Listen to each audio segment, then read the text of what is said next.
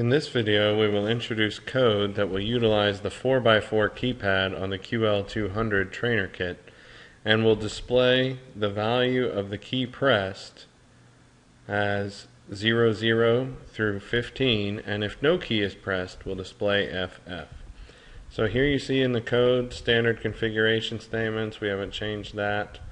And then we'll go down, we'll declare some variables. Those will make more sense as we go on through the code.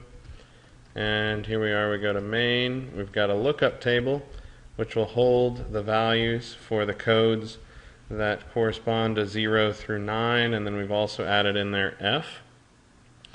And then we come down into main, and we're using the shortcut bank cell to put us into the bank. So that bank select command puts us into the bank for the register we're interested in. So we're doing a bank cell for tris C.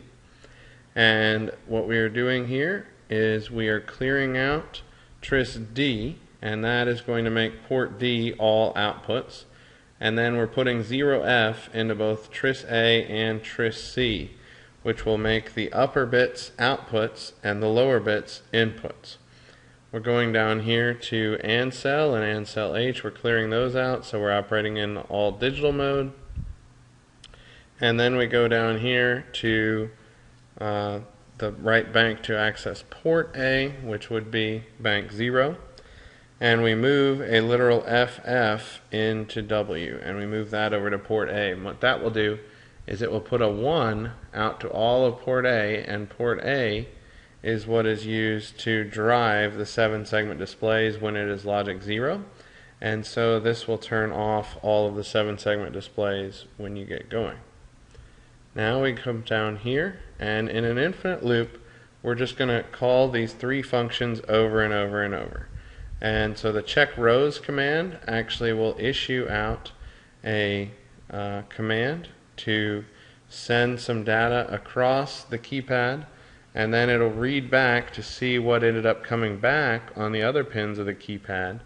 And depending upon what you sent out and what comes back, you may see that there's not a key pressed, and you may see that there is a key pressed. So we'll talk a little bit about that. And then once you know which row the key was pressed in from the check rows, then your change will actually convert that from that. We'll look at the value that came back from the subroutine before, the check rows, and then we'll convert that into an actual value 0 through 15, or F if no key is pressed, and then call display just puts that value out onto the 7-segment displays. So here's what we're going to do. We're going to use 2 variables, key and value, and here is our check row. So the first thing we're going to do is check to see if the key we've pressed is in the top row. And so we put this binary value out, which, remember, these are our output bits, and we're just putting all 1s to our input bits. That will be of no consequence. And so we're putting out all this, but there's one single 0, and we're checking to see if the top row is where the key is that's pressed. And so we have to check to see by putting a 0 here if a 0 comes out on the other end. So we're moving that into port C. We're waiting just 1 instruction cycle. Then we're getting back in the new port C value and putting that into W. And then what we're going to do is a bit mask. And so we're taking off the high byte here, or high nibble rather, and that way we're left with just what comes back. And if that is anything other than all 1s, then we know that at least 1 key is pressed in that top row. So that's what we're doing here, is checking for equality. We're XORing with 0F, and then we're checking at the value there to see if the Z bit would be set, and that would mean that if it is equal to 0F, then that would mean no key is pressed. And so if that is the case, then we would go on and check row 2. Otherwise, we're going to pull in what value is coming back on port C and move that to a variable called buffer, which will temporarily hold what value is coming back so we can decode it a little bit later. And then in this case, key is going to hold the offset of the first value in each row. So in this case, we were checking row 1, so your offset is 0. Your next row is going to have a 4, an 8, and then a 12, as we'll see. And then once we've figured this out, we're going to go to scan ends. So that works if the check row 1 found this. Otherwise, we've skipped on down to check row 2. Check row 2 is just about the same, but notice the 0 here that we had in check row 1 has shifted one space over to the left. And so now we're checking row 2, and we do almost the same thing. We put that code and binary in, and we move that over to port C. We wait, and then we pull back in port C's value, and then we're doing this masking, and we compare to see if no key is pressed. And if it's not, then we skip on down to check row 3. Otherwise, we take the value on port C, move it into the W register, and then we put that over to buffer. And in this case, since we were in the second row, our key offset is 4. So we put that into key. And we do the same thing here with check row 3. Notice that the bit 0 moved. And then we do the same thing down here at check row 4, moving the 0 all the way over to the far left. And so the nice thing with this approach is that our masking and our logic is the same. We're simply moving where the 0 happens to be. And so here we go down to our no key if there was no key pressed.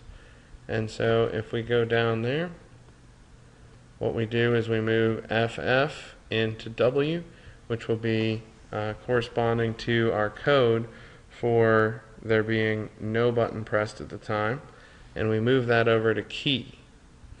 Now we hit scan end and we return. So then we return back to change, or to the next line, which is call change. So then let's go look at that call change subroutine, which is right here. So we're clearing out value, and value will be where the total value of the key that is pushed will ultimately be stored.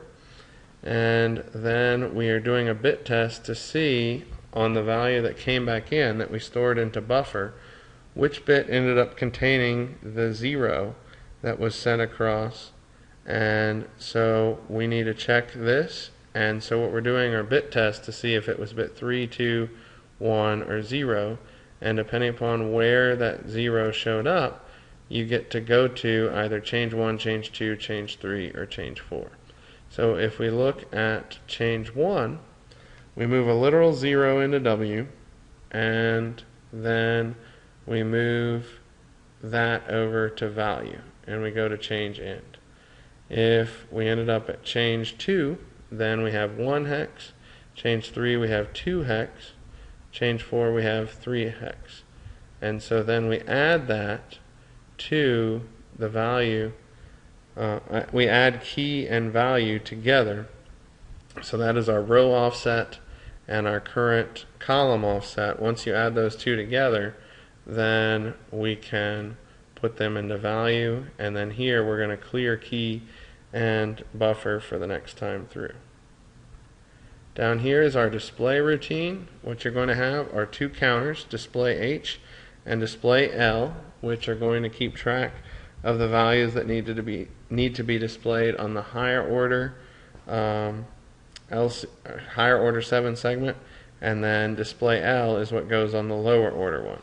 And so we're going to go ahead and move FF and XOR that here with value and put the result into W. We don't want to mess with our values that are on any of the ports or in these counters. We're just trying to check to see what they are equal to and compare that to what we had coming back from the other subroutines. And so then we're checking the Z bit, and if we did not find that a key was pressed, we're going to go to this display F. And so if we find that, what that does is it moves a literal 0A into the W register and moves that over to display L and display H. And then down here at the display end, what you're doing is actually taking that decoded value and putting it out onto the ports so that you can actually see the value being displayed. And so if we go back through here, change simply does the same thing for each of the rows and columns and just converts it over so that we get back the proper values to go on the display. Okay, so we've got a delay routine. You don't need to modify that, and most of this display will not be terribly relevant for the lab that we're doing this week because we're going to be displaying things on the LCD. But this gives you an idea of how the keypad works, and we'll go over this in more detail next time in class.